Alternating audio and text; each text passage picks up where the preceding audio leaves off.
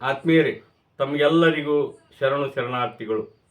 ಆತ್ಮೀಯರೇ, ನಾವೆಲ್ಲ ಅನೇಕ ಗಾದೆ ಮಾತುಗಳನ್ನು ಕೇಳಿದ್ದೇವೆ.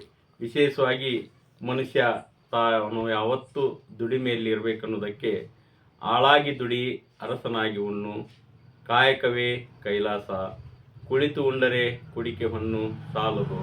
ಹೀಗೆ ಅನೇಕ ಗಾದೆ ಮಾತುಗಳು ಹಿರಿಯರು ತಮ್ಮ ಅನುಭವಗಳಿಂದ ಆಡಿದ ಗಾದೆ ಮಾತುಗಳನ್ನು ಕೇಳಿದ್ದೇವೆ.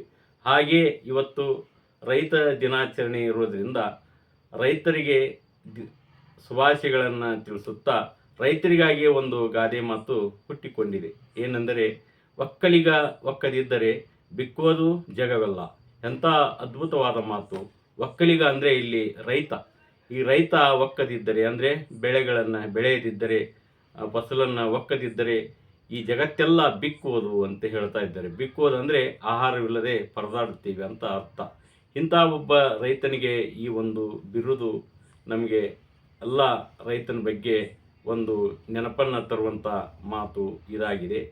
ಹಾಗೆಯೇ ನಮ್ಮ ರಾಷ್ಟ್ರಕವಿ ಕುವೆಂಪುರವರು ರೈತನನ್ನು ನೇಗಿಲ ಯೋಗಿ ಅಂತೇಳಿ ಕರೆದಿದ್ದಾರೆ. ಯಾಕಂದರೆ ಅವನು ಒಬ್ಬ ಯೋಗಿಗೆ ಸಮಾನವಾಗಿ ಒಬ್ಬ ಯೋಗಿ ಋಷಿ ಹೇಗೆ ತಪಸ್ಸನ್ನು ಮಾಡುತ್ತಾನೋ ಹಾಗೆ ಆ ರೈತನು ತನ್ನ ಉಳುಮೆಯ ಭೂಮಿಯಲ್ಲಿ ಅಥವಾ ಅವನ ಕೃಷಿ ಉಪಕರಣಗಳನ್ನು ತೆಗೆದುಕೊಂಡು ಅವನು ಹೇಗೆ ರೈತನು ಬದುಕು ಮಾಡುವನು ಅನ್ನೋದಕ್ಕೆ ನೇಗಿಲ ಅವನ ಮುಖ್ಯವಾದ ಒಂದು ರೈತ ಉಪಕರಣ. ಅಂಥ ನೇಗಿಲವನ್ನು ಹಿಡಿದು ಈ ಭೂಮಿಯನ್ನು ಉಳುವುದರಿಂದ, ಆ ಭೂಮಿಯನ್ನು ಬಿತ್ತುವುದರಿಂದ, ಬೆಳೆ ಬೆಳೆಯುವುದರಿಂದ ನಮಗೆಲ್ಲ ಆಹಾರ ಸಿಗಬೇಕಾದರೆ ಅವನು ಒಬ್ಬ ಯೋಗಿಯಾಗಿ ತಪಸ್ಸಿನಂತೆ ತನ್ನ ಕೃಷಿ ಕಾರ್ಯವನ್ನು ಮಾಡುತ್ತಾನೆ. ಇಲ್ಲಿ ನಾವು ಕೃಷಿ ಅಂದರೆ ಕೇವಲ ಅದು ಲಾಭ ಅಲ್ಲ. ಲಾಭ ಅಂತೇಳಿ ಅವನು ಎಂದೂ ಮಾಡುವುದಿಲ್ಲ. ಕೃಷಿ ತನ್ನ ಧರ್ಮ. ಕೃಷಿಯನ್ನು ಮಾಡುವುದು ತನ್ನ ಧರ್ಮ ಅಂತೇಳಿ ರೈತನು ತನ್ನ ಕೃಷಿ ಕೆಲಸಗಳನ್ನು ಮಾಡುತ್ತಾನೆ. ಇಂಥ ಒಬ್ಬ ಕೃಷಿಕರಿಗೆ ನಾವು ರೈತರು ಅಂತ ಹೇಳ್ತಾ ಇದ್ದೇವೆ. ರೈತರಿಗಾಗಿಯೇ ರೈತ ದಿನಾಚರಣೆ ಇರುವುದು ನಮಗೆಲ್ಲ ಸಂತೋಷದ ವಿಷಯ.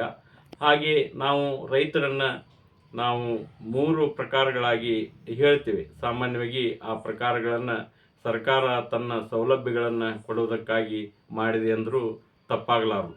ಕಾರಣ ಇಲ್ಲಿ ಚಿಕ್ಕ ಹಿಡುವಳಿದಾರ ಅಥವಾ ಮಧ್ಯಮ ಹಿಡುವಳಿದಾರ, ದೊಡ್ಡ ಹಿಡುವಳಿದಾರ ಅಂಥೇಳಿ ಮಾಡಿದ್ದಾರೆ. ಕಾರಣ ಆ ರೈತ ತಾನು ಎಷ್ಟೆಷ್ಟು ಭೂಮಿಯನ್ನು ಹೊಂದಿರುವನೋ ಆ ಪ್ರಕಾರ ಅವನ್ನ ವಿಂಗಡಿಸಿ ಹೇಳಲಾಗುತ್ತಿದೆ. ಆದರೆ ಇಲ್ಲಿ ಚಿಕ್ಕ ರೈತ ಇರಲಿ, ದೊಡ್ಡ ರೈತ ಇರಲಿ, ಮಧ್ಯಮ ರೈತನೇ ಇರಲಿ, ಯಾವುದೇ ರೈತ ಇದ್ದರೂ ಅವನು ತನ್ನ ಭೂಮಿಯಲ್ಲಿ ಶ್ರಮವನ್ನು ಪಡಬೇಕಾಗುತ್ತದೆ. ಇಂಥ ಆಧುನಿಕ ಕಾಲದಲ್ಲಿ ಕೃಷಿ ಯಂತ್ರೋಪಕರಣಗಳನ್ನು ಬಳಸಿಕೊಂಡು ಕೃಷಿಯನ್ನು ಮಾಡಿದರೂ ಸಹ ಅವನಿಗೆ ಸಾಕಷ್ಟು ತೊಂದರೆಗಳು ಕೃಷಿ ಕಾರ್ಯದಲ್ಲಿ ಬರುತ್ತವೆ. ವಿಶೇಷವಾಗಿ ಯಂತ್ರಗಳಿಂದ ಬಿತ್ತುವುದು, ಯಂತ್ರಗಳಿಂದ ಎಡೆ ಹೊಡೆಯುವುದು, ಟ್ರ್ಯಾಕ್ಟರ್ಗಳಿಂದ ಮತ್ತು ಎಣ್ಣೆ ಕ್ರಿಮಿನಾಶಕಗಳನ್ನು ಟ್ರ್ಯಾಕ್ಟರ್ ಬಳಸಿ ಮಿಷನಿನಿಂದ ಹೊಡೆಯುವುದು, ಇವೆಲ್ಲ ಮಾಡಿದವೂ ಸಹ ಅವನು ಕೆಲವೊಂದು ಸಾರಿ ತನ್ನ ಒಕ್ಕಲು ತನ್ನ ಬೆಳೆಯನ್ನು ಫಸಲನ್ನು ರಾಶಿ ಮಾಡಲು, ಕಟಾವು ಮಾಡಲು ಆ ಸಮಯದಲ್ಲಿ ಒಂದು ಆಳುಗಳ ಸಮಸ್ಯೆಯನ್ನು ಎದುರಿಸುತ್ತಾನೆ. ಅಂಥ ಆಳುಗಳ ಸಮಸ್ಯೆಯನ್ನು ಎದುರಿಸಿಕೊಂಡಾಗೂ ಸಹ ಅವನು ತನ್ನ ಕೃಷಿ ಕಾರ್ಯವನ್ನು ಎಂದೂ ಬಿಡೋದಿಲ್ಲ. ಕಾರಣ ಇವತ್ತಿನ ಯುವಕರು ಬೇರೆ ಬೇರೆ ಕೆಲಸಗಳಲ್ಲಿ ವಲಸೆ ಹೋಗುವುದು ಮತ್ತು ಶಿಕ್ಷಣದಿಂದ ಬೇರೆ ಬೇರೆ ಉದ್ಯೋಗಗಳನ್ನು ಪಡೆದುಕೊಳ್ಳುವುದು ಜೊತೆಗೆ ಮತ್ತು ಈಗ ಯುವಕರು ಕೃಷಿ ಕಡೆ ಒಲವನ್ನು ತೋರ್ತಾ ಇಲ್ಲ. ಇಂಥ ಸಮಯದಲ್ಲಿ ಆ ಕೃಷಿಕನಿಗೆ ತಾನು ನಂಬಿದ ಭೂಮಿಯನ್ನು ಎಂದೂ ಬರಡಾಗಿ ಬಿಡದೆ ಭೂಮಿಯಲ್ಲಿ ಬೆಳೆ ಬೆಳೆದು ನಮಗೆಲ್ಲ ಆಹಾರವನ್ನು ನೀಡ್ತಾ ಇದ್ದಾನೆ. ಈಗ ಇಂದಿನ ಯುವ ರೈತರು ಎದುರಿಸುವ ಸಮಸ್ಯೆ ಏನೆಂದರೆ, ಅವರಿಗೆ ಮದುವೆ ಆಗಲು ಕನ್ಯೆಗಳು ಅಥವಾ ಹೆಣ್ಣುಗಳು ಕೊಡ್ತಾ ಇಲ್ಲ. ಕಾರಣ ಇಷ್ಟೇ, ಅವರು ರೈತರ ಕೆಲಸ ಒಂದು ಕಡಿಮೆ ಅನ್ನೋ ಒಂದು ಭಾವನೆ, ಜೊತೆಗೆ ರೈತರ ಕೆಲಸ ಯಾವತ್ತೂ ಲಾಭದಾಯಕವಲ್ಲ, ಅದರಲ್ಲಿ ಅವರು ಜೀವನ ಮಾಡುವುದು ಕಷ್ಟ ಅನ್ನುವ ಭಾವನೆಯೂ ಇರ್ಬೋದು. ಆದರೆ ಆ ರೈತ ಎಂದೂ ನಶಿಸಿ ಹೋಗಿಲ್ಲ. ತನ್ನ ಭೂಮಿಯಲ್ಲಿ ಉಳುಮೆಯನ್ನು ಮಾಡಿ ಬೆಳೆಯನ್ನು ಬೆಳೆದು ಬದುಕಿಕೊಂಡು ನಮಗೆಲ್ಲ ಆಹಾರವನ್ನು ಕೊಡ್ತಾ ಇದ್ದಾನೆ. ಆ ರೈತ ಕುಟುಂಬಗಳು ನಿರ್ಮಾಣ ಆಗಬೇಕಾದ್ರೆ ರೈತ ಯುವಕರಿಗೆ ಒಂದು ಕನ್ಯೆಯನ್ನು ಕೊಟ್ಟು ಅವರ ಬಾಳನ್ನು ಹಸನು ಮಾಡಬೇಕು, ಅವರ ಕುಟುಂಬ ರಚನೆ ಮಾಡಬೇಕು, ಅಂದರೆ ರೈತ ಕುಟುಂಬಗಳು ಜೀವಂತವಾಗಬೇಕು ಅನ್ನೋದು ಈ ಒಂದು ಆಶಯವಾಗಿದೆ. ಇಂಥ ಒಬ್ಬ ರೈತ ನಮಗಾಗಿ ಹಗಲು ಇರುಳು ಬಿಸಿಲು ಮಳೆ ಚಳಿ ಎನ್ನದೆ ತನ್ನ ಹೊಲದಲ್ಲಿ ಕಾಯಕವನ್ನು ಮಾಡಿ ಅವ ಕಾಯಕ ಯೋಗಿಯಾಗಿದ್ದಾನೆ, ನೇಗಿಲ ಯೋಗಿಯಾಗಿದ್ದಾನೆ. ಅಂಥ ಒಂದು ರೈತನ ಶ್ರಮವನ್ನು, ರೈತನ ಒಂದು ಉದ್ಯೋಗವನ್ನು, ರೈತನ ಒಂದು ಕಾಯಕವನ್ನು ನಾವು ಯಾವತ್ತೂ ಗೌರವಿಸಬೇಕು ಮತ್ತು ಆಧರಿಸಬೇಕು. ಮತ್ತು ಯಾವತ್ತೂ ರೈತನನ್ನು ನಾವು ಗೌರವ ಕಡಿಮೆ ಮಾಡಿ ನೋಡಬಾರ್ದು. ಅಂತ ರೈತ ದೇಶದ ಬೆನ್ನೆಲುಬು ಅಂತ ಹೇಳ್ತಾ ಇದ್ದೇವೆ.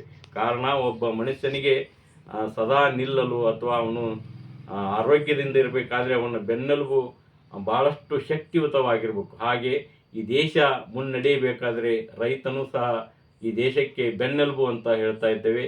ಇಂಥ ಒಬ್ಬ ರೈತನ ಜೀವನ ಹಸನಾಗಲಿ, ಅವನ ಜೀವನ ಬೆಳಕಾಗಲಿ, ಯಾವತ್ತೂ ಅವನು ಶ್ರಮವಹಿಸಿ ತೆಗೆದ ಬೆಳೆಗಳಿಗೆ ತಕ್ಕ ಬೆಲೆಗಳು ಸಿಗಲಿ, ಅವನ ಕುಟುಂಬ ಯಾವತ್ತೂ ಸಂತೋಷವಾಗಿರಲಿ, ಸುಖವಾಗಿರಲಿ ಅಂತ ರೈತರಿಗೆಲ್ಲ ಹಾರೈಸುತ್ತಾ ಯಾವತ್ತೂ ರೈತರನ್ನು ಗೌರವಿಸೋಣ.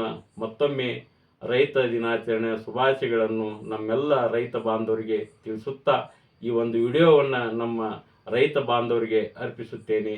ಜೈ ಜವಾನ್ ಜೈ ಕಿಸಾನ್, ಜೈ ಜವಾನ್ ಜೈ ಕಿಸಾನ್.